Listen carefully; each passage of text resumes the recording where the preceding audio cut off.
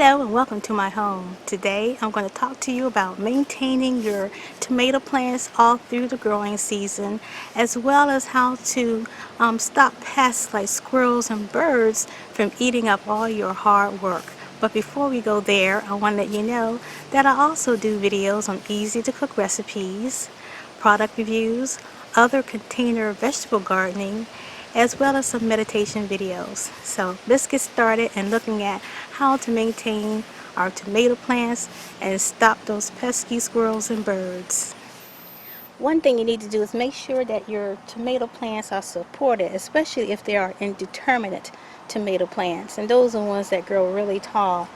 And I have a combination of tomato stakes to help keep them contained, as well as a tomato pole. Now I do use string, or what I call those garden ties, to keep them tied up. I'm going to show you real close.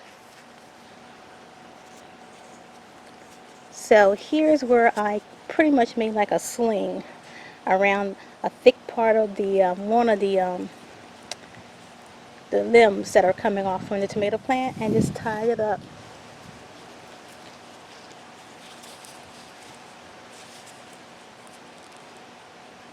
Tied it here just like that, double knotted it,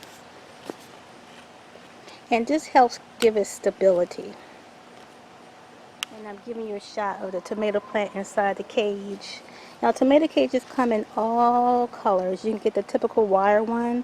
I got a blue one. I think I have a red one and a green one as well. And the tomato poles also come in a variety of materials. This is a pretty thick one, but there are thinner ones, plastic. There are some bamboo ones that you can buy. Now, on these tomato stakes, they have little knobs or little raised edges, and that's good because it helps them have something for you to tie around and to make it hold and not slip, right? So that helps give it some more strength to what you're tying it to.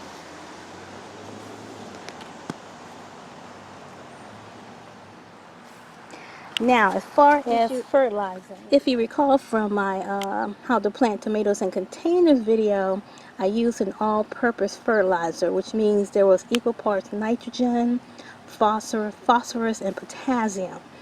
And I wanted to get all my vegetables off to a good start, so that was an all-purpose fertilizer. But now that this tomato plant has grown quite big and got a lot of nice leaves on it, I want to pull back on the nitrogen, which has helped fueling all that green growth, and have a more emphasis on the other two ingredients, the potassium and the phosphorus. So what I do is switch to a tomato food type fertilizer, and there's different ones on the market. This is Schultz brand, and this has a good review on Amazon, and you see that those numbers 17, 18, and 28, that 17 is a lower number, and that's the nitrogen, and there's an emphasis on the potassium and the phosphorus, if I could say that word, which is good for the production of the fruit of the plant. So I wanted to produce more fruit, and I want that fruit to be tasty. So this one is a fast acting. This is water soluble, so you're going to put it into your watering can. It has directions. It's easy to follow. I've used it. It's good. But again, there are other brands on the market that advertise towards tomatoes. Now this water soluble I use every 2 weeks. Now it says I think you could use it more often, but I think every 2 weeks is serving me pretty good. But in addition to that, I'm going to do a side dressing of some granular slow release tomato food, and this is by Lily Miller. And if you look at the numbers, the first number, that 5, is a lower number. We're cutting back on the nitrogen, and we're emphasizing the phosphorus and the potassium. So I'm going to do a side dressing, and this side dressing is something that I do about 3 months into the growing season. So I transplanted these out in May. This is July, so it's about time for me to do a side dressing. And basically for a side dressing, this is all you do. You're going to make just a little trench about 2 inches away from the plant's base. Follow the directions for yours, but mine says about 2/3 cup, so I'm just going to do about a handful like that.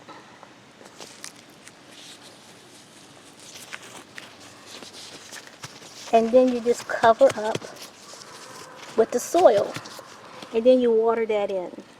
Just like that. It's pretty simple. Now, what do you do when you start to get tomato blossom end rot? And that's an example of it. Actually, that's pretty descriptive. It looks like it's rotting on the bottom, which it is. And that is caused by a calcium deficiency. Now, there's a couple of, I want to say, theories on that.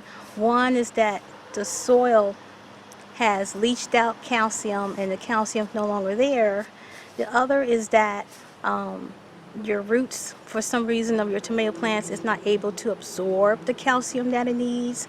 But there's also that you've put too much nitrogen into your soil, and that nitrogen is interfering with the absorption of calcium. Now here's some calcium nitrate, which will help eliminate your blossom end rot. I've used calcium nitrate before and it does work. So you follow the instructions for the bag that you purchase, but for mine it says use a teaspoon per plant. But what I want to do, instead of just spreading around the plant, I'm going to actually dilute this into a 2-gallon bucket of water, because I really want to get it instantly to the plant and not wait for it to break down. Now I will add some to the soil, but I'm going to add a teaspoon to a bucket of water and pour it around the plant because I'm suffering it right now, that blossom end rot, and I don't want to lose too many more tomatoes. Now you're going to find that every tomato plant is not going to have that problem, but as a preventative measure, if a couple of your plants are having it, I would suggest you add it to all your tomato plants in your containers. I'm going to do it to all my containers, and I've done that in the past. So that is something that is very easy to do. The instructions are easy to follow, and that should take care of that problem. Now moving on to some of the animals that may be giving you some challenges in the garden. And for me, it's the squirrels. We have like a gang of squirrels. So last year, I lost some tomatoes to them, but I learned how to solve the problem. One is just a manual. And I say manual because you're going to buy these little vegetable protectors. You can get those online too. And you just place that over the tomato as it's growing, tie it at the top, and it keeps the squirrel from being able to get to the tomato, and it also keeps the birds from pecking in it as well. So it's taking out 2 issues that you may be having. Additionally, I use one of these solar pest defenders, and it works at a high frequency, and the squirrels don't like it, and also other animals don't like it as well, so it keeps them out of your garden, and it doesn't hurt them, but they don't like that sound. It also has a little flashing light that works at nighttime to deter any nighttime animals you may be having problems with.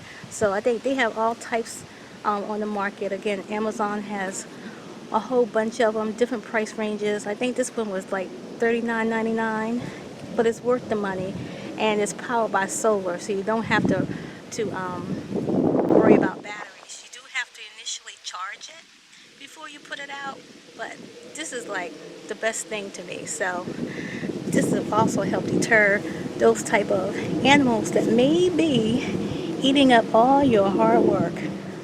One last thing, I am not a big pruner of my tomato plants, but I will pluck off some of the suckers to help focus more attention on the production and of the fruit. And it's pretty simple. Now you see where there's this branch that's in between these 2 bigger branches? This is a sucker, and you can just pinch that off, just like that. It's not really needed. This plant is this plant is plenty bushy, and it's got a lot of leaves on it, so that will help it focus more on the fruit production. That's it. But other than that, I'm not a big pruner. I don't go through and prune a lot of my limbs. Now, if we get into the season, sometimes you may get those browning and wilt, the little different wilt diseases that happen. I will start cutting those off if it happens. But otherwise, when it's looking pretty healthy and green, I'm not really doing a whole lot of pruning on them.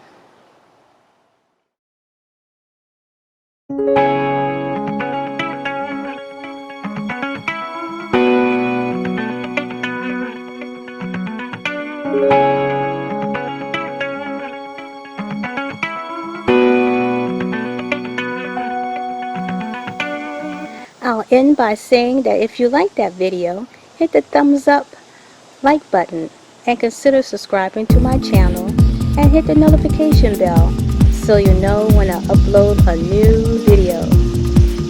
That's it for now. Bye bye.